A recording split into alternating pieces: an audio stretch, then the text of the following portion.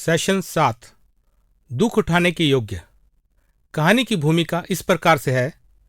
हमने सुना है कि किस प्रकार प्रभु यीशु मसीह के करीबी शिष्यों ने लोगों के मध्य अनेक चिन्ह और अद्भुत कार्य किए और लोग बड़ी संख्या में प्रभु यीशु मसीह का अनुसरण करने लगे।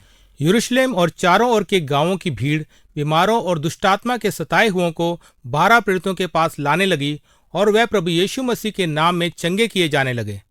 दिन प्रतिदिन उन धार्मिक नेताओं का विश्वासियों के प्रति विरोध बढ़ता गया जिन्होंने प्रभु यीशु को क्रूस पर चढ़ाकर मारा था।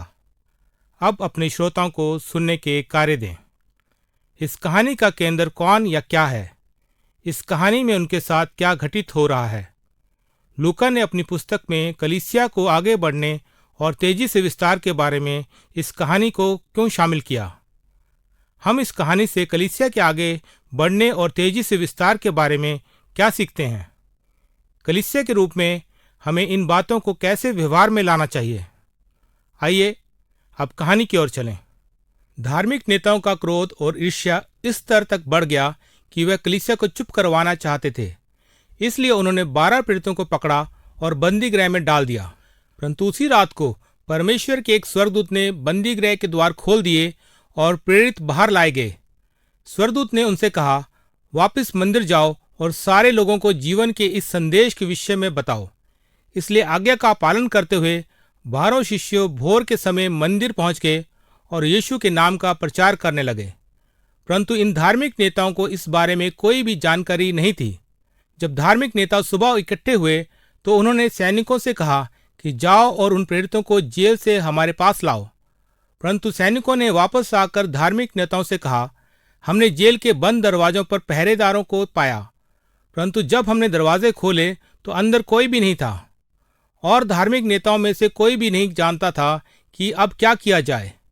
उसी समय किसी ने आकर उन्हें बताया, जिन मनुष्यों को आप लोगों ने बंदी बनाया था वह तो मंदिर में पहुंचकर शिक्षा दे रहे हैं। इसलिए धार्मिक नेताओं ने पुनः सैनिकों को उन्हें पकड़ लाने को भेजा, परंतु उन्होंने उन पर कोई दबाव नहीं डाला क्योंकि उन्हें डर था कि कहीं भीड़ उन पर आक्रमण ना कर दे। जब सैनिक प्रेरितों को धार्मिक नेताओं के पास लाए तो सभा के प्रमुख ने कहा, हमने तुम्हें उस नाम का प्रचार करने को मना किया था, परंतु तुम लोगों ने आज्ञा का पालन नहीं किया। तुम लोगों ने प्रभु यीशु मसीह की शिक्षाओं को पूरे शहर में फैला दिया है। आप लोग चाहते हो कि इस आदमी अर्थात प्रभु यीशु मसीह के कारण हमारे विरुद्ध बलवा हो। पतरस और प्रेरितों ने उनसे कहा, हमें परमेश्वर की आज्ञा का पालन करना है, किसी मनुष्य का नहीं। हमारे पूर्वजों के परमेश्वर ने प्रभु यीशु मसीह को मृतकों में से जीवित किया। ये वही प्रभु यीशु मसीह है जिसे तुमने क्रूस पर चढ़ा दिया था। परमेश्वर ने उन्हें अपने लोगों को पश्चाताप और उनके पापों की क्षमा देने के लिए उद्धारकर्ता के रूप में सर्वोच्च स्थान दिया।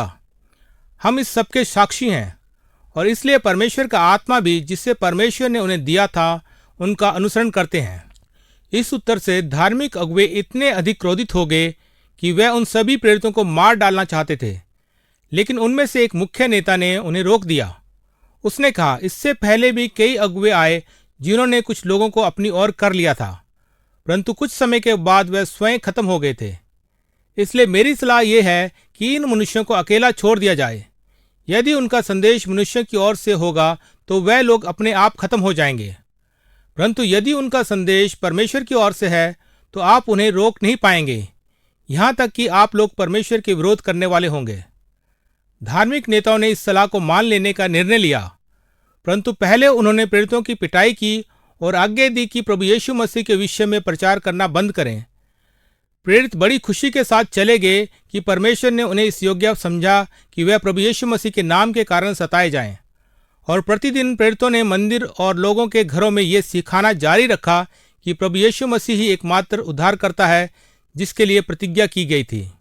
यदि आप इस कहानी के मूल पाठ को पढ़ना चाहते हैं तो आप इसे प्रेरितों के काम अध्याय 5 पद 12 से 42 में पढ़ सकते हैं। अब आप पहले दिए गए सुनने के कार्य के प्रश्नों पर चर्चा करें और इस कहानी से आप क्या सीखते हैं और आप अपने जीवन में इसे कैसे लागू करते हैं।